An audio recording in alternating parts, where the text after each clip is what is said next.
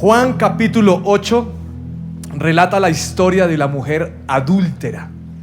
La Biblia no menciona los detalles con respecto a su pecado, tan solo dice que fue sorprendida con el ajeno. Unos maestros y unos fariseos llevaron a esta mujer donde estaba Jesús, y lo que ellos estaban queriendo hacer con ella era matarla, pero además de esto poner a prueba a Jesús con respecto a su respuesta. Sucede que la ley de Moisés decía que si una persona era sorprendida en pecado sexual, debían llevarla fuera de la ciudad y apedrearla. Entonces aquí viene el versículo de Juan 8:5. La ley de Moisés manda apedrearla. ¿Tú qué dices?, le están preguntando a Jesús. Intentaban tenderle una trampa para que dijera algo que pudieran usar en su contra, pero Jesús se inclinó y escribió con el dedo en el polvo. Como ellos seguían exigiéndole una respuesta, él se incorporó nuevamente y les dijo: muy bien, pero el que nunca haya pecado, que tire la primera piedra. Yo me imagino este suceso, me imagino lo que está viviendo esta mujer, lo que está pasando en la cabeza de los maestros, de los fariseos y de Jesús, y a mí me parece muy especial. Me parece que este versículo habla acerca de lo que es la gracia de nuestro Señor Jesucristo. Y poniéndome en el lugar de esta mujer, pues me imagino su vergüenza porque la pillaron con el que no era, donde no era, jugando a lo que no era. Estaba jugando a Adán y Eva, es decir, en bola. Estaba en un momento muy complicado. Y me imagino que ella tenía sus faltantes, como muchos de nosotros en este lugar. Debido a sus faltantes, ella decide irse con un hombre y cometer adulterio. Posiblemente tenía necesidades de amor, de reconocimiento, de importancia. Pero lo que la Biblia menciona es que ella está en pecado.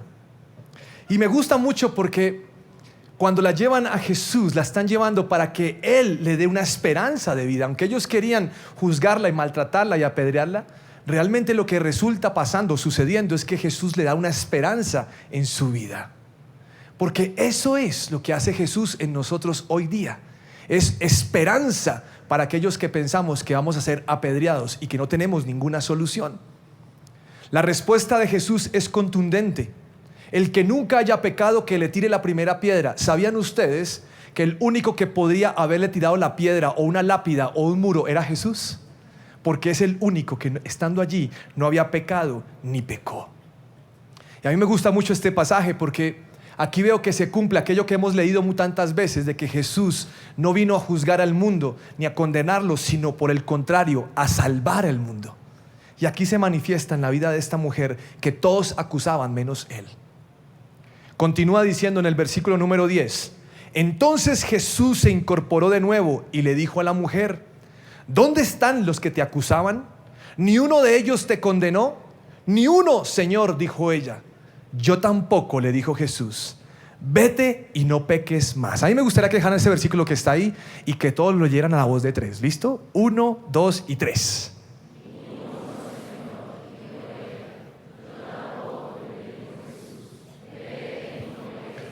Esa respuesta a mí me parece espectacular. De todo lo que ha hablado Jesús, me parece delicioso de leer, porque la Biblia dice que Jesús tampoco nos condena. Eso es lo que la Biblia está diciendo. Por el contrario, en vez de condenarnos, lo que hace Jesús es que nos saca del pecado, nos limpia y nos da una nueva alternativa de vida.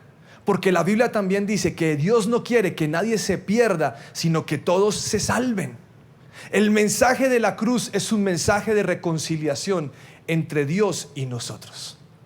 Siempre la idea en la cabeza de Jesús o de Dios es restablecer la relación con el Padre.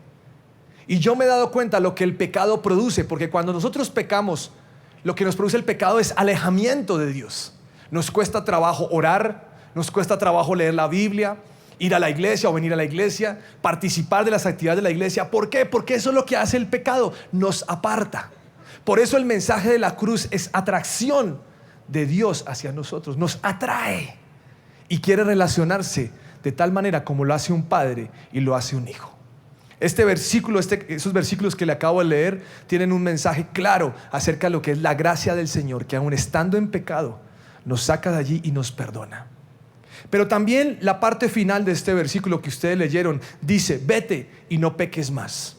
La traducción lenguaje actual dice, pero no vuelvas a pecar. Lo que Jesús le está diciendo en el griego original es, no sigas errando, no sigas practicando el pecado. Fallaste, pero no lo sigas haciendo. Esta mujer tuvo su encuentro personal con Jesús. Los que la acusaban, los legalistas, la impulsaron a tener un encuentro personal con Jesús. Se lo presentaron. Y esta mujer, cuando tiene su encuentro con Jesús, entiende que Él es su Salvador. Entiende que Él no la juzga, que no la humilla en público como los otros hombres lo estaban haciendo. Por el contrario, Jesús la perdonó, la aceptó y la llevó con un mensaje que cambiará su vida. Ese es el amor de Dios. Ese es el amor de Dios hoy en día para nosotros, que aún estando en la situación más horrible, Él nos ama, nos salva, no nos juzga, sino nos saca de ese lugar.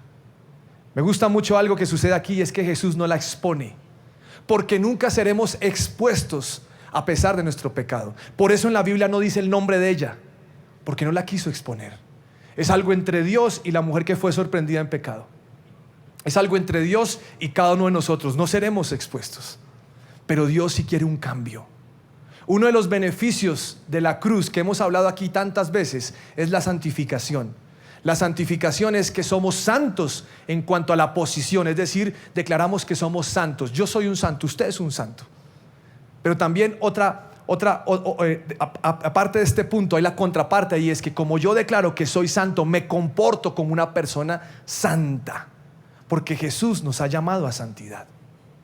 Capítulos atrás, en el capítulo número 5 del mismo Evangelio de Juan, hay un caso similar, y es el caso de un hombre paralítico que llevaba 38 años enfermo. Las condiciones aquí son diferentes porque Jesús se queda mirando, se le acerca, va y lo busca, y Jesús entabla una conversación y le pregunta algo que a mí me parece una locura. Le dice, ¿te gustaría recuperar la salud? Y me gusta mucho porque ese es Jesús, que aún en medio de nuestras situaciones nos busca y nos llama. Va y lo busca. Este hombre le cuenta qué es lo que él ve. Él dice, mira, yo no quiero ser sano, pero no puedo por esto, esto y esto y esto. Jesús lo sana, le da una orden, toma tu camilla y vete. El hombre se va, en el camino comparte lo que le sucedió, pero de repente el hombre regresa al templo, seguramente para darle gracias a Dios por el milagro. Y estando en el templo tiene su segundo encuentro con Jesús. Juan 5, versículo 14. Jesús lo encontró en el templo y le dijo, ya estás sano, así que deja de pecar o podría sucederte algo mucho peor. El primer encuentro de este hombre con Jesús fue un encuentro de sanidad, como muchos que hemos llegado tal vez a la iglesia por primera vez y Dios ha hecho algo. Pero ese encuentro en la vida de este hombre no fue suficiente. Jesús quería decirle algo más a él. Y ese algo más, tal como la mujer adúltera, es, ¿sabes qué? Deja de pecar. Ahora, no me voy a enfocar en que podría sucederte algo peor, sino que Jesús está pidiéndole que deje de pecar. Imagínense que Jesús entra a este lugar y es su segundo encuentro con cada uno de ustedes y les dice, ya estás sano, deja de pecar. ¿A qué pecado estaré haciéndole referencia a Jesús en su vida? ¿A qué pecado? Y yo le digo esto porque soy un convencido que cada día que buscamos a Dios, si hemos fallado, Dios nos va a decir en qué fallamos. El Espíritu Santo que vive en nosotros, cuando recibimos a Jesús como Señor y Salvador, nos dice, hey, fallaste en esto, respondiste mal, miraste como no era, hablaste así, hiciste esto otro. Siempre nos va a decir. O cuando usted abre la Biblia, el mismo Señor le dice, tú estás haciendo esto, ojo, ten cuidado, sal de ahí. Yo soy un convencido que siempre el Espíritu Santo está hablando a nuestro corazón. Entonces, ¿qué le estaría diciendo a usted hoy? ¿Qué pecado tendría que dejar? Estamos viviendo un tiempo delicioso con el Señor. Este es el tiempo, como muchos han denominado, que es el tiempo de la gracia. Para mí es de los mejores o mayores regalos que Jesús nos ha dado. Porque en el Antiguo Testamento se vivía diferente, pero hoy, gracias a lo que Jesús hizo en la cruz, vivimos bajo la obra del nuevo pacto de la sangre de Jesús. Y de esto habla Romanos capítulo 5 versículos 1 y 2. Ya que fuimos declarados justos a los ojos de Dios por medio de la fe, tenemos paz con Dios gracias a lo que Jesucristo, nuestro Señor, hizo por nosotros. Debido a nuestra fe, Cristo nos hizo entrar en este lugar de privilegio inmerecido en el cual ahora permanecemos y esperamos con confianza y alegría participar de la gloria de Dios. ¿Qué está diciendo el Espíritu Santo cuando inspiró a Pablo? Está diciendo, mire, cada uno de ustedes ha sido declarado justo. Es decir, yo no soy un pecador. Yo soy justo ante los ojos de Dios. ¿Y esto por qué? Por la fe en que yo creo que Jesús murió por mis pecados. Lo que Jesús hizo fue reconciliarnos y nos dio paz con Dios. Y la Biblia dice que no es un privilegio que yo mereciera, sino que lo hizo porque Él quiso. Pero además permanecemos en ese privilegio. Y esto nos lleva, dice la Biblia, a participar en su gloria cada día. Cada día podemos vivir la gloria de Dios. Este mensaje del paralítico y este mensaje a la mujer sorprendida en adulterio es un mensaje de gracia. Y gracia es todo lo que usted tiene hoy en día que Dios le ha regalado. No es por su inteligencia, no es por su habilidad, sino por la gracia del Señor. Su salud es un regalo de gracia. Su estado financiero es un regalo de la gracia de Dios. Su familia, usted mismo, es el resultado de esto. Pero también, como le dijo a estas dos personas, también creo que la obediencia trabaja de la mano con la gracia, porque es algo que a Dios le gusta. Cuando Dios nos salva, desea que nos comportemos como Él estableció. Y quiero que piense, si usted tiene un hijo que sale del colegio, tiene 16, 17 años y va a entrar a la universidad, y usted con mucho esfuerzo, con mucho trabajo, ha ahorrado para pagar el primer semestre, se ha abstenido de comprar cosas, ha tenido que privarse de ciertos privilegios y por fin logra pagarle el primer semestre a su hijo. Y sucede que su hijo ya tiene 30 años y no ha pasado el primer semestre. ¿Cómo se sentiría usted? Pues aburrido, porque su deseo es que su hijo pase el semestre el cual usted le está pagando. Pues esa es la misma manera como Dios ve las cosas. Si Dios nos liberó, si Jesús nos liberó del pecado, ¿qué quiere? Pues que yo viva de una forma libre. Por eso le dijo a la mujer, vete y no peques más. Casi que semanalmente yo recibo algunos correos donde me hacen diferentes tipos de preguntas por capacitación y por lo que sea. Pero hay correos que me hablan acerca de cosas personales. Y tal vez la pregunta que más se repite es, ¿cómo puedo dejar de pecar? Me preguntan algunas personas.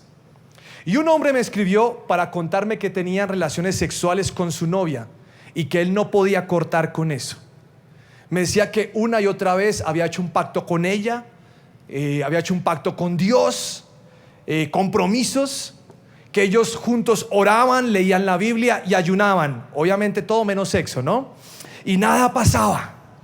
Y cuando yo leía ese correo yo pensaba y decía, este hombre se tiene que casar o se tiene que amputar. ¿Cuál de las dos quiere? Y en su correo él me decía, mire, yo siento que Dios no me ama, que Dios no está conmigo.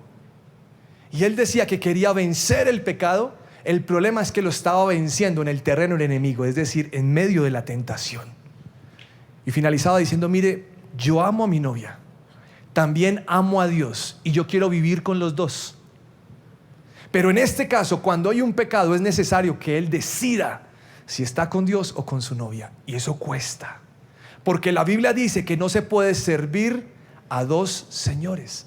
Y él tenía que tomar una decisión. Lamentablemente, o la deja o se casa y hace lo que Dios quiere. Pero tenía que tomar una decisión. Dios jamás nos ha dejado de amar.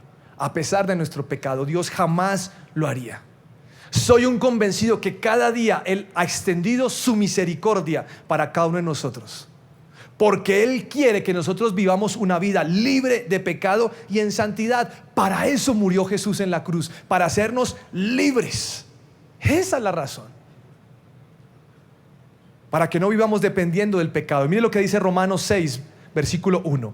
¿Deberíamos seguir pecando para que Dios nos muestre más y más su gracia maravillosa? Por supuesto que no.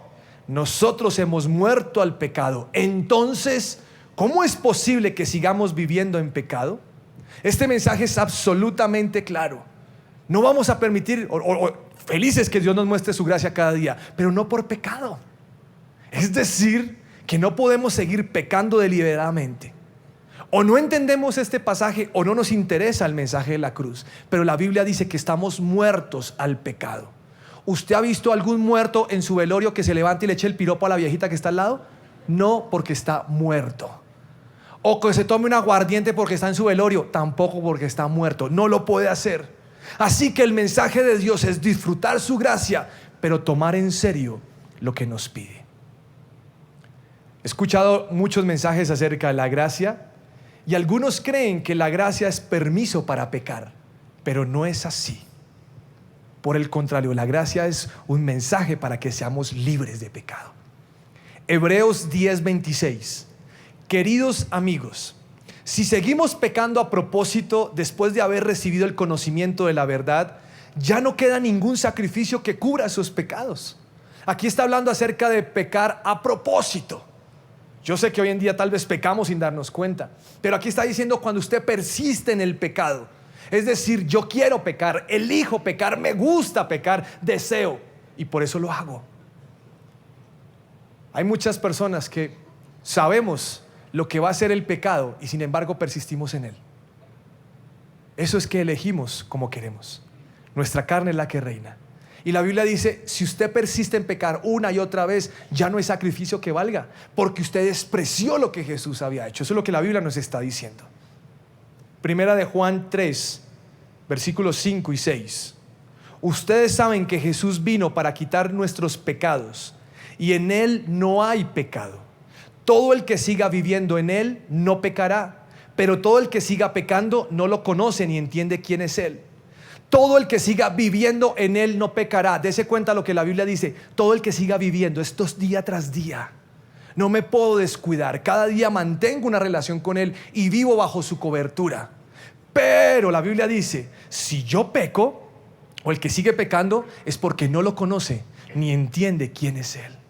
Y tenemos que ser conscientes de lo que ha hecho. Por favor, voltéese al que tiene al lado y dígale, tú vives en Jesús. Pero dígaselo así con ganas, tú vives en Jesús. Por eso no puedes pecar. Y hágale con el dedo así, ponga cuidado. ¿Listo? Los que somos cristianos vivimos bajo los principios de la palabra.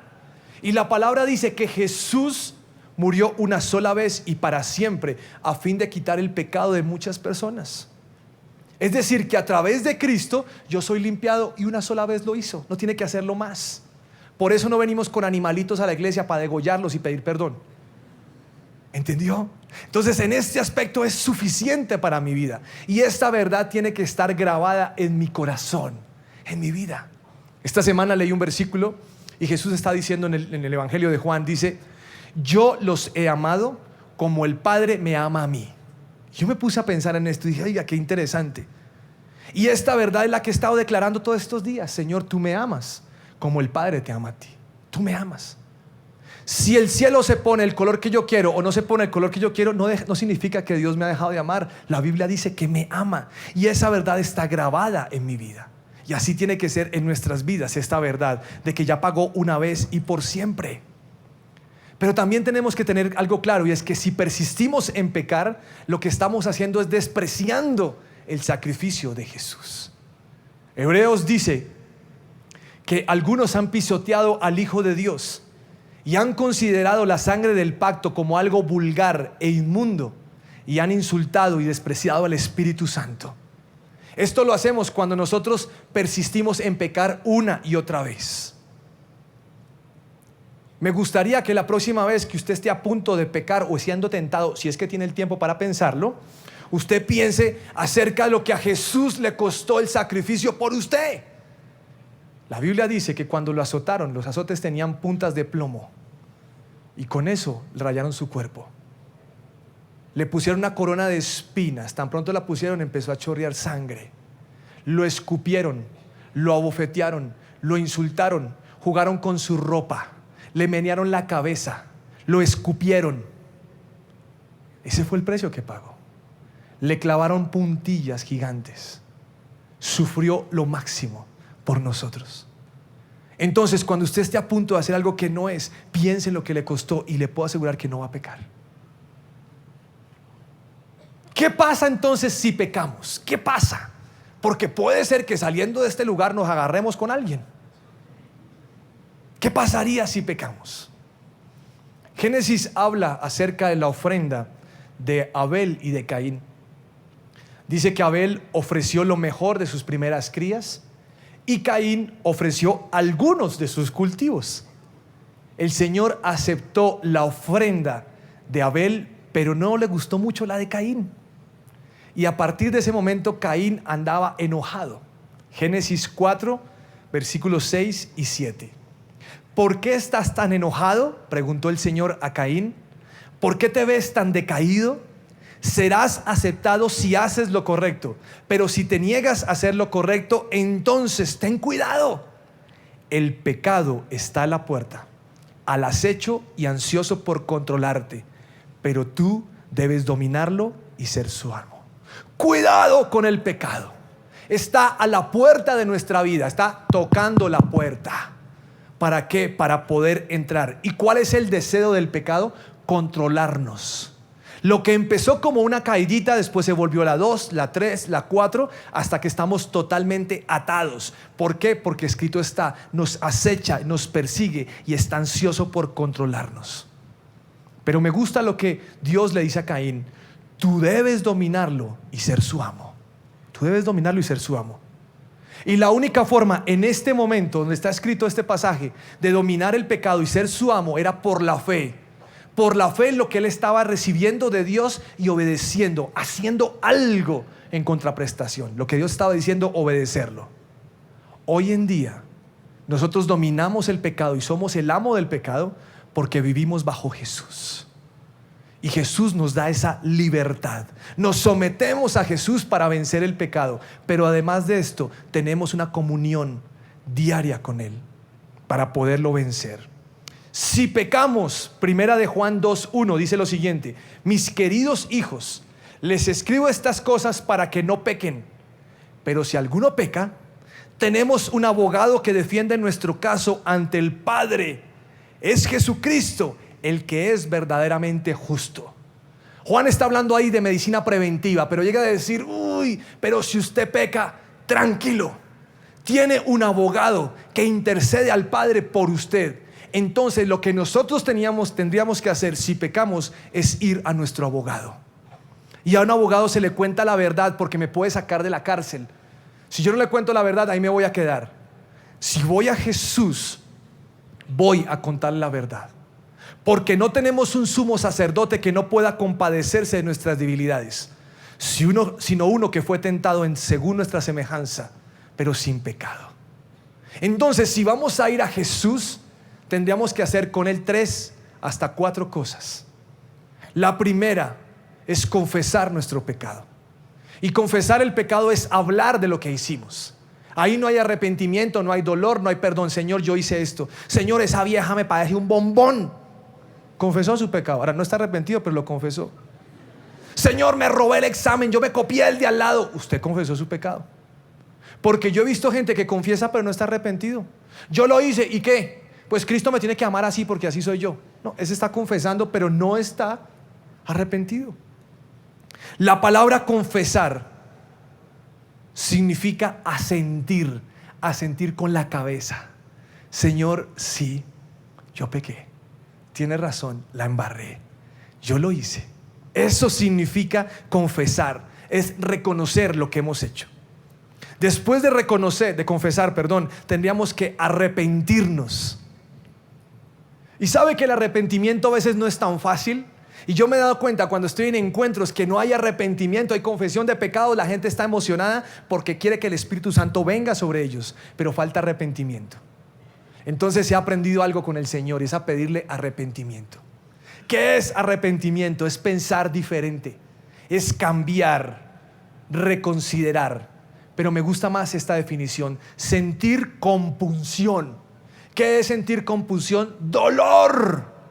Que me duela el pecado de Jesús, mi pecado, que me duela lo que Jesús hizo al ir a esa cruz y morir por mí, pero mi pecado me hace ver lo opuesto. ¿Y sabe qué? Lo hemos hecho en encuentro. Y usted no imagina cuando le pedimos a Dios arrepentimiento. Los que fueron a encuentro este año y tuvimos ese tema saben lo que eso significa, porque viene un manto de arrepentimiento, de dolor, de lo que Dios ve, lo que a Él le duele nuestro pecado. Eso es arrepentirse. Juan el Bautista, cuando iba caminando por las diferentes partes de Jerusalén, le decía a la gente: arrepiéntanse de sus pecados y vuélvanse a Dios para que sean borradas sus faltas. En Apocalipsis hay otro mensaje de arrepentimiento: vuélvanse a obedecer a Dios, dejen de hacer lo malo y compórtense como al principio. Así que el arrepentimiento no es cualquier cosa. Como: Señor, estoy arrepentido. A veces es remordimiento, pero no arrepentimiento. Después de confesar y de arrepentirnos, ahí sí pedimos perdón. Señor, entiendo lo que yo hice, entiendo lo que significa, te pido perdón, te pido perdón. Perdón es reconocer que me equivoqué, Señor, lo hice. Y por último, aquí le tenemos que pedir ayuda a Dios, es huir de la tentación o del pecado. Huye. La Biblia dice: huye de las pasiones juveniles, huye. Ahora usted puede decir: es que no estoy tan joven. Igual huya. Huya de la fornicación, huya del adulterio, huya de la idolatría. Eso es. Y esta palabra huir en el griego es feugo. Feugo es F-E-U-G-O, feugo. Significa fugarse. Eso es feugo. Significa esquivar. Es decir, que si usted va con su novia y se dan un besito que dura más de 15 segundos, feugo. Fúguese. Usted dice: no, pues esto tan bueno, huya. Porque el Espíritu Santo le está diciendo, ojo con esto, Él le va a avisar a usted. Entonces, huya, esquive, evite. 4 cosas: confesar, arrepentirse, pedir perdón y huir. Ahora, hay una fortaleza mental en muchos de nosotros. La fortaleza mental es: no creo que pueda dejar de pecar. Porque es que no creo que pueda, lo he intentado, pero creo que no puedo. Pero quiero que sepan algo: si el Hijo los hace libres, ustedes son verdaderamente libres. Ustedes son libres. Usted puede dominar ese pecado que lo tiene cautivo. Usted puede dominar el alcohol. Usted puede dominar el cigarrillo. Usted puede dominar la pornografía. Usted puede dominar el adulterio. Usted lo puede dominar. ¿Por qué? Porque Jesús nos ha hecho libres. La Biblia dice que hemos sido llamados a vivir en libertad, pero no usen esa libertad para satisfacer los deseos de nuestra naturaleza pecaminosa. Utilícelo bien, dice el apóstol Pablo. Utilícelo bien. Entonces, si Dios nos da un regalo como la libertad, ¿qué hago yo? Lo destapo y vivo en libertad. Y creo en esa libertad, creo quién soy yo. Por eso estoy hablando de derribar la fortaleza mental. Somos libres. Yo soy libre. Y tengo que creerme que yo soy libre. Si no lo creo yo, entonces ¿quién lo va a creer? La Biblia dice que Jesús nos redimió del poder del pecado. Así que al pecado o a la tentación podemos decirle no. ¿Por qué? Porque yo soy libre. Romanos 6, versículo 6 dice lo siguiente: sabemos que nuestro antiguo ser pecaminoso fue crucificado con Cristo para que el pecado, ¿qué? Perdiera su poder en nuestra vida. Ya no somos, ¿qué? Esclavos del pecado, pues cuando morimos con Cristo fuimos liberados del poder del pecado. Es decir, que el pecado tenía derecho sobre nosotros, pero como hemos sido crucificados con Cristo, cuando lo recibimos en el corazón, ya no tiene ese efecto. Por eso en esta iglesia oramos nuestra posición de sanidad en Cristo y no aceptamos la enfermedad. Por eso oramos nuestra posición en Cristo acerca de nuestros hogares funcionan y el divorcio no tiene cabida. ¿Por qué? Porque creemos que el poder del pecado perdió derecho sobre nosotros y no somos esclavos del pecado. Somos libres, estamos muertos al pecado. La derrota, la mentira que el enemigo pone en nuestra cabeza es mentiras. Las ataduras sexuales no tienen derecho. Ataduras financieras no pueden entrar. Somos sanados en nuestras emociones y libres de maldiciones y enfermedades y otro tanto de cosas. Eso es lo que Jesús ha hecho. Quiero terminar con lo siguiente. Romanos 6, versículo 2. Lo acabamos de leer, pero yo pasé de largo y ahora me quiero enfocar en él. Romanos 6, 2. Nosotros hemos muerto al pecado. Entonces, ¿cómo es posible que sigamos viviendo en pecado? Si estamos muertos al pecado, ¿cómo es posible que sigamos viviendo en pecado? Ahora esta pregunta viene del Espíritu Santo. inspiró a Pablo a que lo escribiera. ¿Cómo es posible que sigamos viviendo en pecado? Quiero que piense esto. Eso es una verdad muy profunda. ¿Cómo es posible? Si yo sé que Jesús me libera, si yo sé que los beneficios están en Jesús, si sé que la mejor vida es con Él, si sé que las bendiciones dependen de Él, si yo sé que es amplio, que es grande conmigo, que me da todo lo que pido, entonces ¿por qué yo me voy a pecar? ¿Por qué lo hago? ¿Qué me da el pecado que no me da Dios? ¿Qué me da? Algunos creen que emborracharse les da felicidad. Pues aquí cuando adoramos a Dios somos felices, ¿o no? Entonces, ¿qué me puede dar el pecado? ¿Qué me da el sexo prematrimonial o una aventura dentro de mi matrimonio? ¿Qué me da? 20, 30 minutos de placer y después la culpabilidad, porque recuerden que el pecado está a la puerta y me está acechando y me quiere controlar. ¿Qué me da el hecho que tenga un contrato y dé comisiones para ganármelo y soborne a la gente, ganarme unos millones ahora? ¿De qué me puede dar? Esa plata se va a acabar en algún momento, pero Dios no. ¿Es aventurero mentir? ¿Qué placer nos da la pornografía? Porque he visto hombres atados viendo viejas en viringa y en el computador. ¿Qué nos da eso? ¿Qué emoción le produce a usted? Al final el pecado lo va a hundir y se lo va a llevar. No le va a traer libertad. No trae libertad. ¿Te llena el alcohol? ¿Te sientes demasiado hombre o demasiada mujer cuando eres rebelde? ¿Te sientes feliz cuando te criticas o cuando sientes envidia por otro? ¿O cuando golpeas a tu mujer, hombre casado? ¿O es la pereza tu objetivo de la vida? ¿O engañarte sirve de algo? Pues esto no trae ningún fruto. Y posiblemente muchos en este lugar hayamos hecho algo de esto o tengamos otros. Pero usted calcule el precio, calcule el fruto. ¿Lo ha llevado a algún lugar? Nada, absolutamente nada, ni nadie te puede dar lo que Dios te da. Nadie, nadie. Aunque creas que sí, aunque la mujer adúltera pensaba que el adulterio le iba a llevar a ser amada y valorada, no resultó así. Solo hasta que tuvo su encuentro personal con Jesús, esta mujer cambió su estilo de vida. Alguien la llenó. Cuando estaba terminando de hacer esta predicación o en todo el tiempo que la hice, sentí que Dios me llevaba a algo, y es lo que quiero compartir con ustedes. Sentí que Dios me estaba haciendo un énfasis hoy. Y es que Jesús hoy quiere extender su amor y su gracia hacia nosotros. Una vez más, Dios nos dice con ternura: yo tampoco te condeno. Vete y no peques más. Iglesia, este es el mensaje para ustedes hoy. No te condeno, vete y no peques más. Por favor, póngase en pie. Yo quiero ministrar la predicación, si me lo permiten. Y les voy a pedir el favor que se regalen unos 5 a 7 minutos de oración, porque yo quiero que usted baje esta predicación a su corazón. Tal vez a algunos les parezca como que no, pero tal vez el Espíritu Santo necesita hablar con ustedes un poco más. Y tan solo quiero que usted se ponga en pie y usted va a empezar a hablar con Jesús. Tan solo no lo haga muy duro, solamente bajito allí, porque usted va a empezar a confesar el pecado. Y quiero que le empiece a confesar: Señor, yo he pecado contra ti.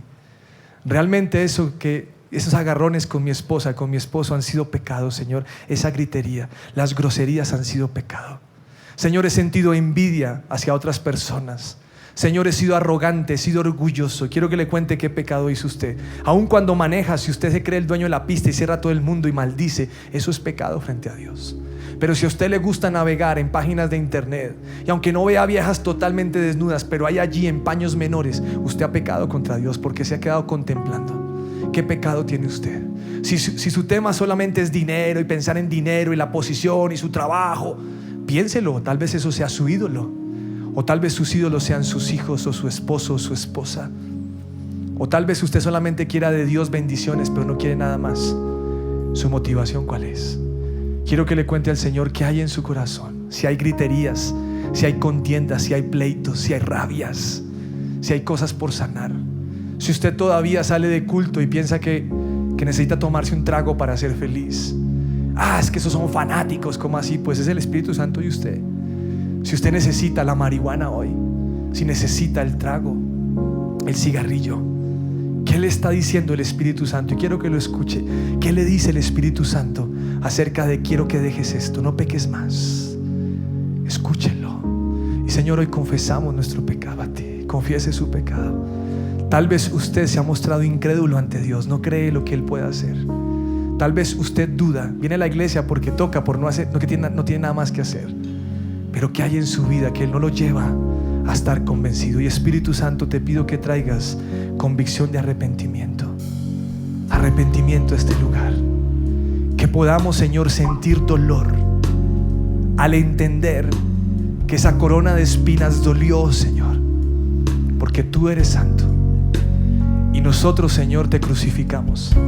Que te dolió cada latigazo, Señor, con esas puntas de plomo. Te dolió, te arrancó la piel. Que esa sangre, Señor, corría por tus mejillas. Porque la Biblia dice, Señor, que tú estabas angustiado, estabas preocupado por ese momento. Señor, cada golpe que te metieron, cada escupitajo, Señor, qué horrible, Dios, que te hayan escupido por nosotros.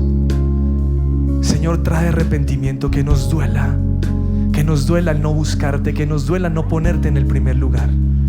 Y por eso hoy te pedimos perdón, Señor. Perdónanos, perdónanos.